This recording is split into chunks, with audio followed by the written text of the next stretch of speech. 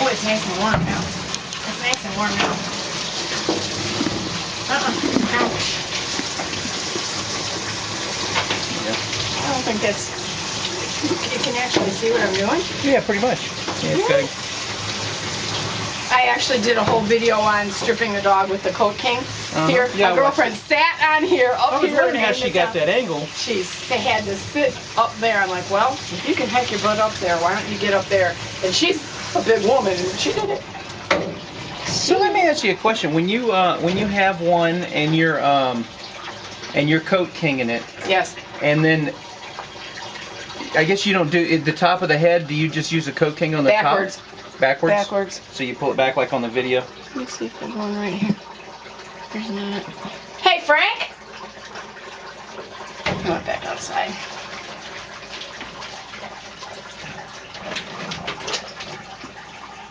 So, if we get him neutered at some point, it seems like everything I'm reading says it really is going to mess their coats up. Yes, it is, and it's going to mess his personality up too. So if you were very, very, very good and diligent and never let him run loose and never let him get around other people's females, and you yourself are not going to buy a female, right? Right. Frank? Frank? We're thinking about. I was going to talk to you about that. I mean, just seeing how it goes, and if there's no reason to neuter him, I'm just because. Let me tell you, we're like overprotective dog parents. The dog would never be out of our sight. Okay. Would never in a yard. I don't care. If I go out in the yard, he's got to be with me. I never let him out in the yard by themselves. They wouldn't be able to get over the fence. I mean, we're just like that. My dogs are not spayed and neutered. Not one of them, and not one of my dogs have ever had cancer. Ever. Well, I heard as females, it's a different story than the males. And the males is you're not at near the risk you are with females and all their problems. I have never, ever had a dog die of cancer. Now, when I have pet people who their vet, I'm gonna go get that Coat King. Okay. Who they sit and listen to their vet, and their vet has them spay them at 6 months and has them neuter the boys at 10 months. Those dogs, I have had several people call and say that. Now I shouldn't say several, but yes, they do. I have seen it time and time again that, he's 9 years old and he's now got such and such kind of cancer, and that's that. And so, I have no problem with it. Okay, Coat King. We'll have to hold sturdy. You can't just do it. And when they start getting thick, you got to start at their rear end. Mm-hmm. But of course, because you're pulling the whole coat all the way down. And if you just keep. Woohoo!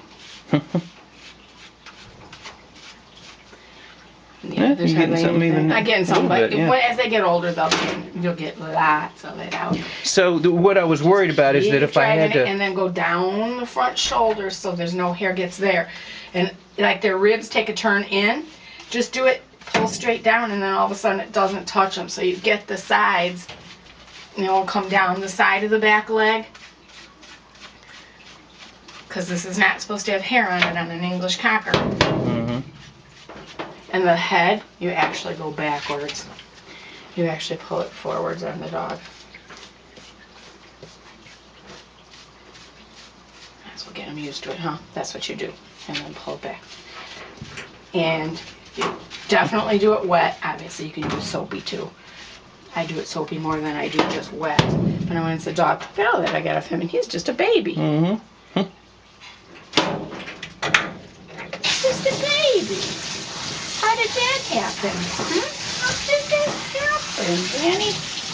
I also saw a video where a woman basically just hosed their ears off and didn't worry about this. The water really can't get in their ears that much. Oh yes, it can, and it'll get them a yeast infection. Really? I always run it down.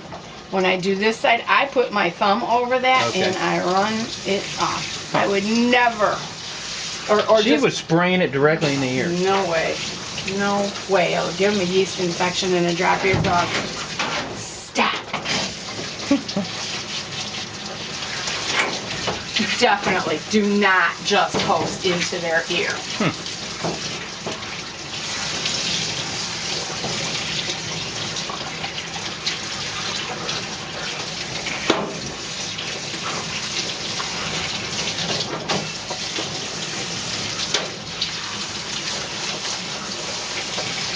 You know what though? I mean, I went to school for dog grooming. I learned to do it the right way.